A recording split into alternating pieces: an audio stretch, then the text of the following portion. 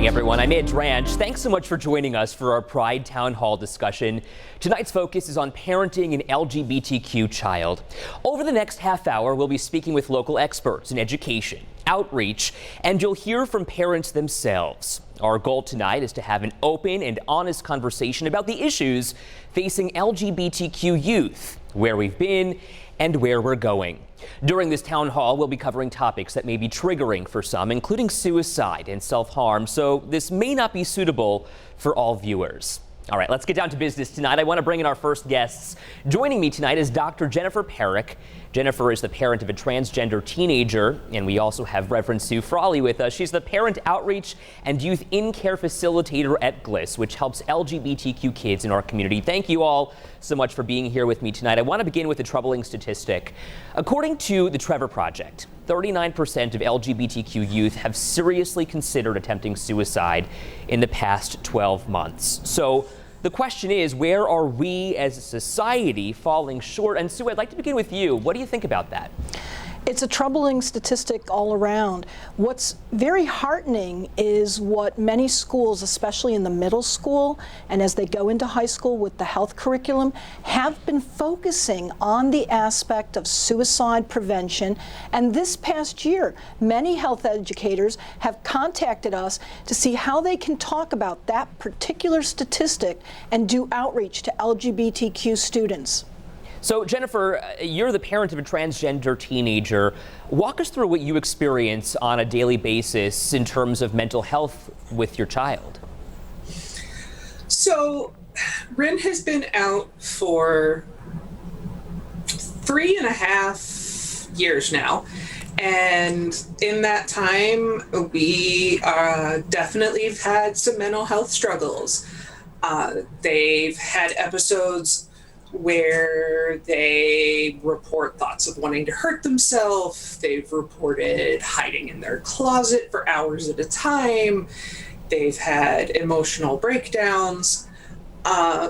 So we've spent the past 3+ years working to get them hooked up with local mental health resources, making sure that they're on the proper medications, making sure that they're connected with a queer-friendly therapist, which sometimes takes some shopping around until you find the therapist that clicks with your kid and that your kid trusts enough to open up about stuff. So it takes work, just like it does for any teen with a mental illness. With the added pressure that these kids know that they're not, the standard square peg in a square hole. And throughout this conversation, we'll be showing you numbers that you can call and resources that you can access if you need to talk with somebody. Sue, let me ask you this. How does GLIS work then to help these children who, as Jennifer mentioned, may not be that square peg in that square hole? So GLIS works with school districts across Western New York to do training for administrators, for teachers, for coaches. We even go into schools and do reparative circles and reparative justice circles to deal with aggressions that may have happened within the discipline code, and not just to punish students, but to help to educate so that they can better interact with other students in their school and hopefully reduce the bullying and the teasing that can, add to those statistics you've already mentioned. And Jennifer, when I was speaking with Rin, who is your child, your teenage child, the conversation was about pronouns, and it's so important that we kind of understand that. The pronoun use, they said, they go by they, them pronouns. They said by somebody not using the proper pronouns, they feel physically ill. Can you explain that to me? So one of the terms that a lot of people aren't familiar with is kind of a social dysphoria. Lots of people hear about body dysphoria where people feel like their body doesn't suit them, they were born in the wrong body, they have the wrong body parts. For Rin, it's not about their body, it's about other people perceiving them as being male or female when they perceive themselves as non-binary. And so if people are using the wrong pronouns, whether by accident or, people will do it deliberately if they're not accepting of Rin and Rin's presentation and way of being in the world, then it hurts. It's like if someone gives you a really awful nickname, Sure. and you just detest it, and they use it on purpose to tease you, and you just don't like it, and you don't want them to use it. And you get kind of sick in your stomach when someone insists on calling you, Jimmy instead of James, Right. or they'll make up some sort of mean nickname based Sure. on your name. It feels physically ill to have the wrong pronoun used. And it certainly sounds like it's something of empathy. We need to have that understanding and that empathy. Dr. Jennifer Perrick and the Reverend Sue Frawley, thank you so much for joining us tonight and having this really important question. During this conversation, though, you probably heard some information or some terms that you may not be familiar with. Right now on WKBW.com, you'll find this article to help you better navigate and understand LGBTQ terms and understand the importance of using proper pronouns to help make our community a more welcoming and inclusive place to be. Straight ahead tonight, reflections, regrets, and redemption. Every single day is what if, and you can't continue to live like that because it's too late now. An open and candid conversation with the family of Jamie Rodemeyer. But first, as we head to break, we want to show you those numbers once again for crisis services and the LGBTQ National Youth Talk Line. Stay with us. Our Buffalo Strong Pride Town Hall conversation continues in just a moment.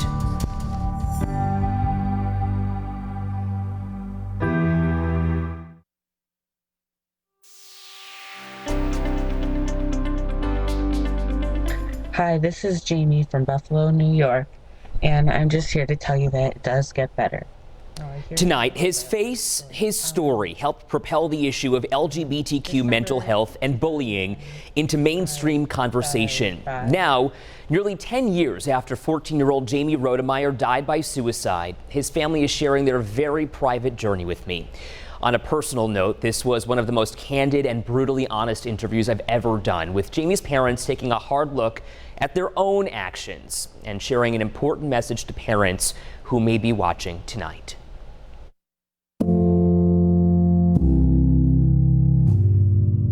Every single day is what if, and you can't continue to live like that because it's too late. When your child commits suicide, you cannot not feel responsible.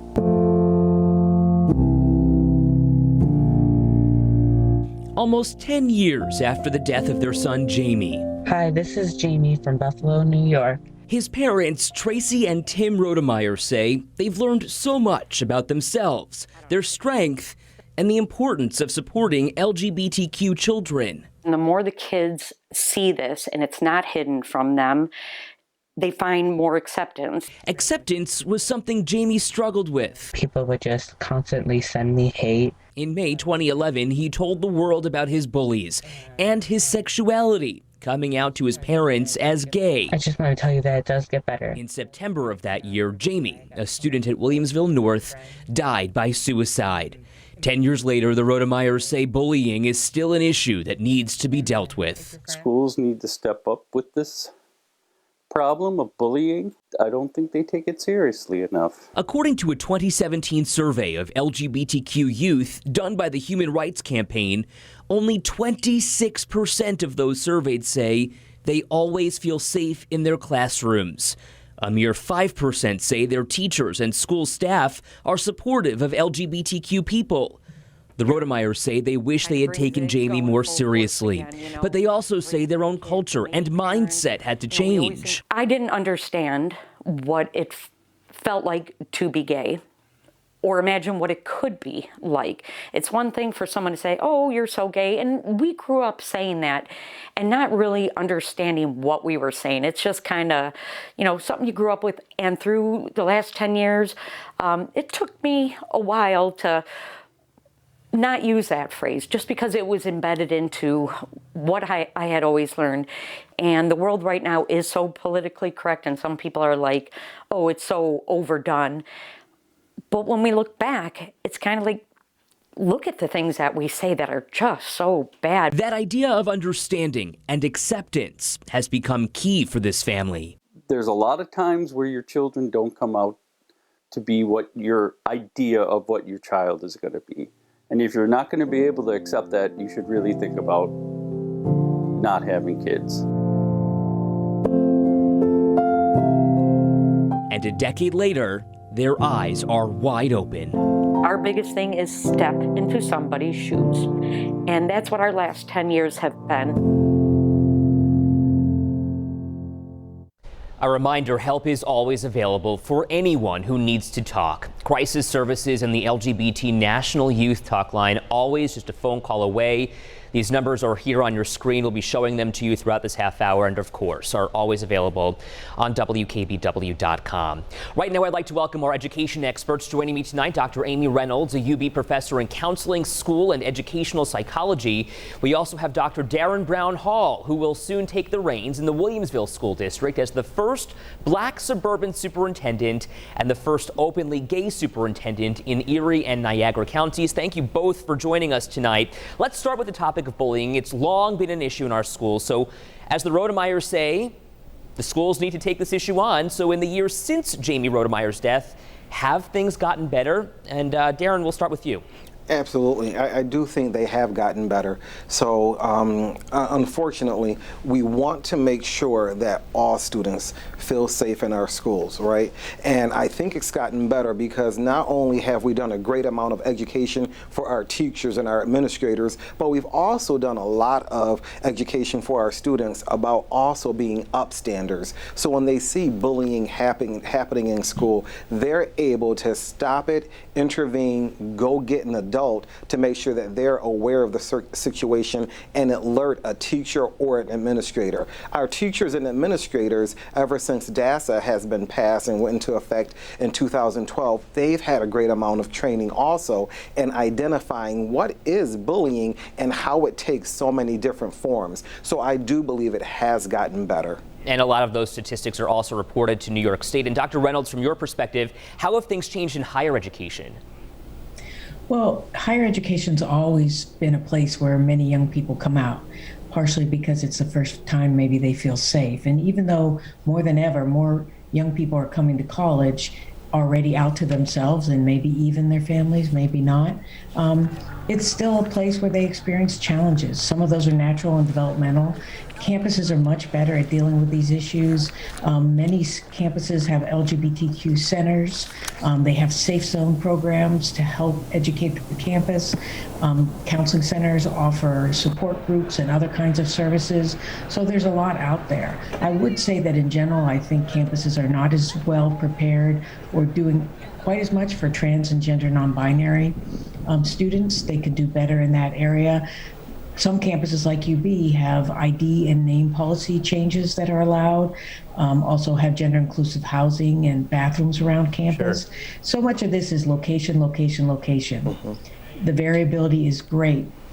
If you're in a community that's generally more progressive and supportive of these issues, there'll be more openness on the campuses. And just one. Go ahead. Well, I was going to say, Dr. Reynolds, you touched on a really important topic, and it's the idea of trans youth. And I think especially in the public school system, there are so many things that occur that really deter from the progress that a trans child may be making, including virtual education at this point, Dr. Brown Hall, where they might see their dead name, as it's called, a name that no longer they refer to themselves as, but an administrator might. So how do we combat this? Absolutely, and I will let you know, in the Buffalo Public Schools, where I'm currently chief of staff, we have been very progressive in that. So students that are transitioning are able to let their counselor, their teacher, their administrator know, and we're able to go into our system and put the name they would like to be called or referred to as in that system, so it comes up on all the reports, so that when a teacher refers to a student or they see their name on Zoom,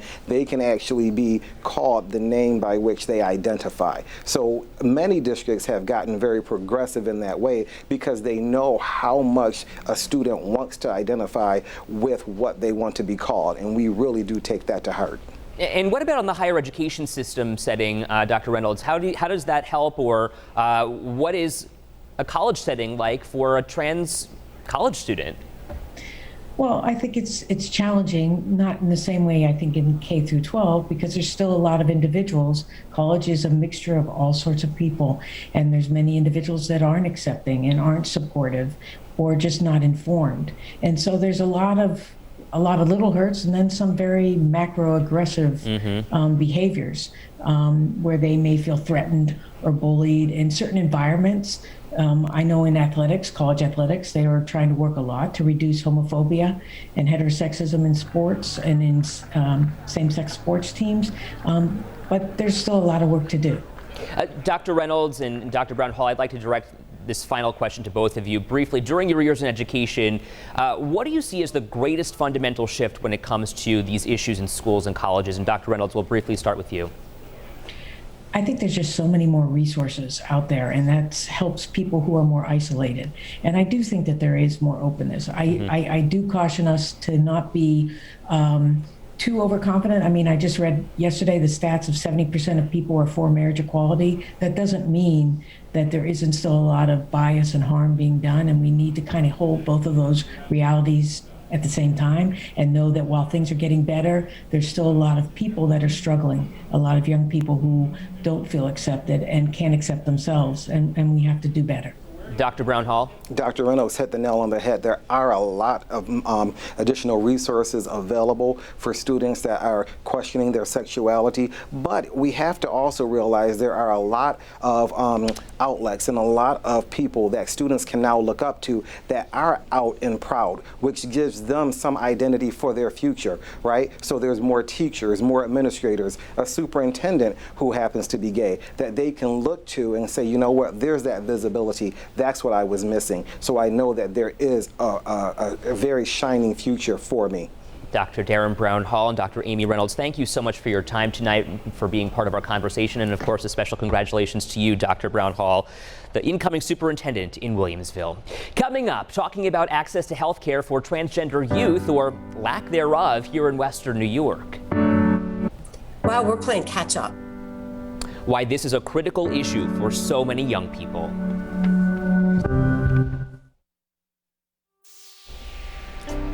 Welcome back to our Buffalo Strong Pride Town Hall. I'm Drantch. Access to health care can be a major obstacle for members of the transgender community, especially for young people. Earlier this week, I spoke with Donna Ledwin, who is the mother of a transgender man, and Abigail Skinner, a transgender woman and therapist. We discussed the hurdles they face and why access to both mental and physical care is imperative. You mentioned to me that Buffalo is in a terrible place and far behind other places of similar size and stature. It just is in terms of just how difficult it is to find out this information. I think that, and we've got individual groups out there, like, you know, at first I thought, man, Evergreen Health is going to be great. But then I realized they just work with adults. Our youth are left out of that equation, and that's not the fault of Evergreen. So Abigail, let's talk about this because you're a board member for GLIS of Western New York, which helps support LGBTQ kids. And on one hand, we're hearing about a lack of resources in Western New York, but on the other hand, you and perhaps a committee of others are working to fix that situation. That's absolutely correct.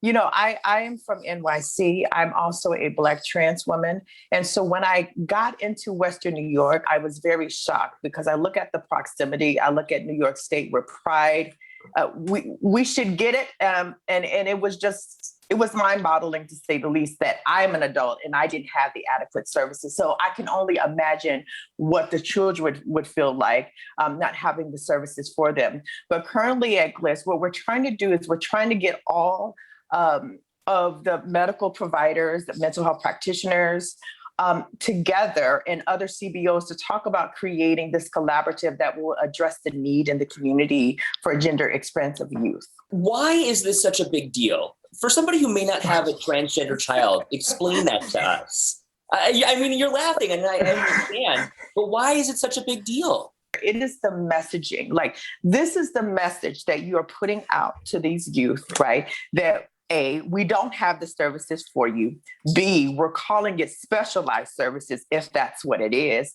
And C, people don't know how to take care of you. This is an ongoing message. This is happening to youth that every day, right? They're having to go to school. Every day they're having to explain themselves. Every day they're having to show up in their visibility the best way they know how. The least we could do in this region is offer them the services of support they need to get through this time and this journey.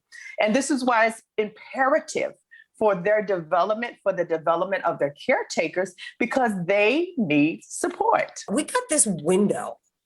And if you're resources and services are available for LGBTQ youth in our area. You'll find a link to this information right now on WKBW.com. And once again, we'd like to thank all of our guests for being part of tonight's discussion. If you'd like to explore this topic even further, we've got a list of reading recommendations provided by our panelists. You can find that and many other resources available on WKBW.com, including a link to buy these Buffalo Strong Pride shirts while supporting these children, letting them know they are seen and celebrated. You can buy one of these shirts right now on WKBW.com. $7 from each sale goes directly to GLIS Western New York. Thank you so much for being with us once again tonight. 7 Eyewitness News at 6 starts right now.